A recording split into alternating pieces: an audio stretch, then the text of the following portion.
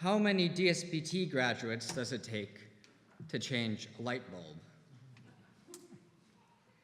It depends on what you mean by change.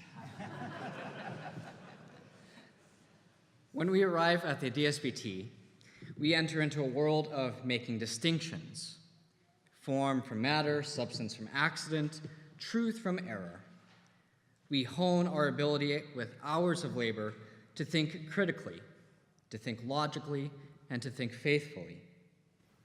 We seek wisdom from the past to have insight into the present in preparation for the future.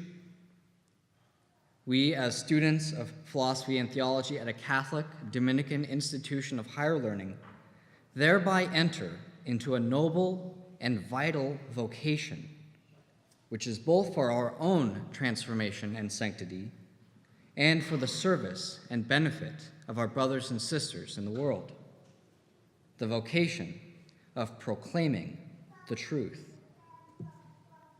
As John Paul II wrote in Ex Corde Ecclesiae, the present age is in urgent need of this kind of disinterested service, namely of proclaiming the meaning of truth, that fundamental value without which freedom, justice, and human dignity are extinguished.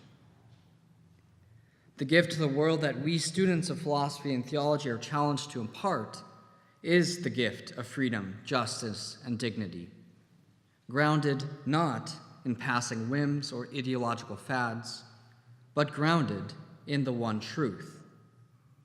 You will know the truth, and the truth will set you free. With my emphasis in ethics, under the guidance of St. Thomas Aquinas and Father Ed Krasavac, I cannot help but wonder at this moment, what moral qualities do we need in order to embrace this vocation? What are we graduates meant to become? Simply knowing what St. Thomas says about the processions of the Trinity, or knowing how Heidegger countered Paul Natorp's critique of phenomenology, alone does not satisfy, as interesting as those obviously are. There are certain virtues that we must have in order to proclaim the truth and to proclaim it well. We see this, for example, in the very structure of Dominican life, where study is but a component, a necessary component, but a component nonetheless, of the overarching mission of preaching and teaching the truth. The structure of prayer, study, and community ensure that the heart is formed along with the mind, so that the total moral quality of the preacher or the teacher illumines rather than obscures the truth proclaimed. So what virtues, what moral qualities must we graduates seek as philosophers and theologians, both lay and religious? We must begin with humility. Humility makes us servants of the truth, and no servant is greater than his or her master.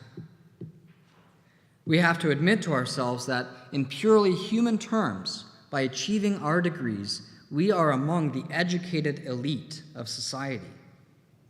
Only 9.3% of Americans over 25 have master's degrees. Barely 2% have a doctorate. The spiritual temptation that accompanies this achievement is the type of pride which arrogates to ourselves the powers and qualities that we know belong to God alone. The power to know the height and the depth, the power to illumine those who dwell in darkness, the power to save, the power to transform, and the power to heal.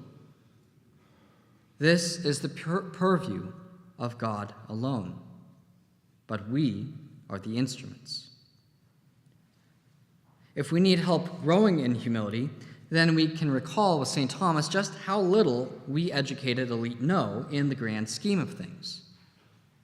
In the prologue to his commentary on the Apostles' Creed, St. Thomas writes, "Our manner of knowing is so weak that no philosopher could perfectly investigate the nature of even one little fly. For theologians, St. Thomas remarks in the Questiones Disputate de Potentia Dei, man reaches the highest point of his knowledge about God when he knows that he knows him not, inasmuch as he knows that that which is God transcends whatsoever he conceives of him. If we are to be servants of the truth, then we must be humble. Our intellectual gifts provide us with considerable power and influence in the church and in the world. This power must be tempered by humility.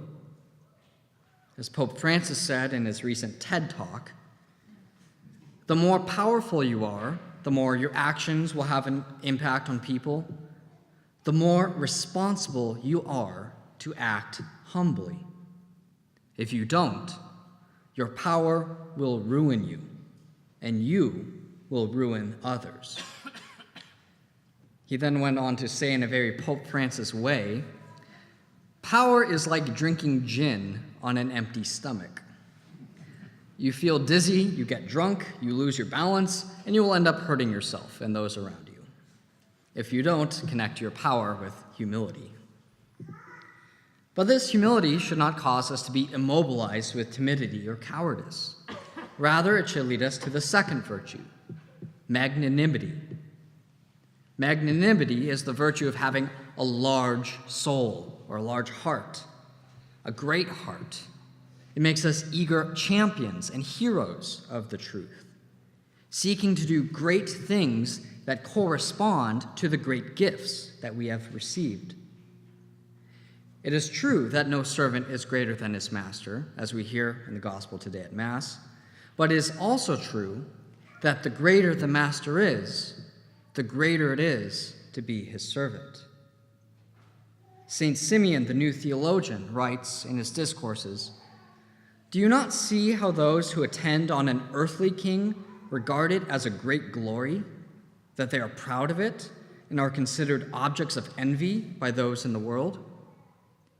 If then this is so in vain and transitory matters, how much more should we, who have been enrolled in the army of the heavenly King and have taken his service upon ourselves, how much more should we rejoice and be glad that we have been found worthy to be taken into his service?" The work, careers, ministries that we will pursue may not always be the most glamorous in the eyes of the world. They may not always pay the bills exactly as we hope. They may not be easy, stable, or comfortable.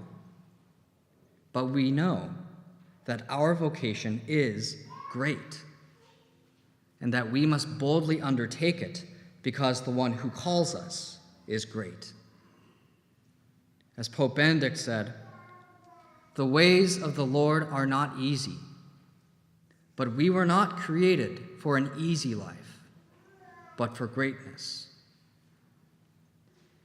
In our great work, magnanimity raises us above the need for honor, for admiration, for reward and esteem, because we know that our due reward can come only from God. Last week, the great American actor and comedian Will Ferrell concluded his commencement address at USC by singing a potent, tear-jerking rendition of Whitney Houston's tour de force song, "I Will Always Love You." Following the example of Will Ferrell, I will not sing about love, but I will offer love as the third virtue that we need in our vocation. That minds formed at the DSPT are top-notch, there can be no doubt. Look at any thesis, review any exam, and you will see men and women with keen and hungry intellects, ready to tackle the great ideas of the world.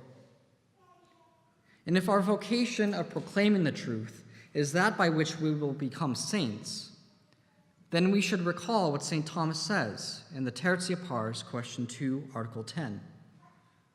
Saints are united to God by knowledge and love. Knowledge and love make the saint. The two stand together. Apart they fall. We must not only serve the truth by humility, champion the truth with magnanimity, but we must also befriend and love the truth. And in so doing, learn to love others in truth. Friendship with the truth, friendship with Christ, who is the truth, is the goal, the crown, and the perfection of all our knowledge.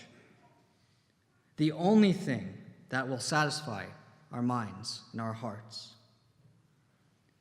If we ignore this love, then we risk becoming not proclaimers of the truth, but heralds of the false one. As one Dominican friar put it starkly, piercing intellect with no heart is demonic. By knowledge and love, we are called to humbly undertake the great vocation of proclaiming the truth to the world, whether lay or religious, in parishes, in schools, families. In proclaiming the truth, we lay the groundwork for authentic freedom, justice, and dignity. This is our truth. This is our challenge. This is the DSPT difference. Thank you.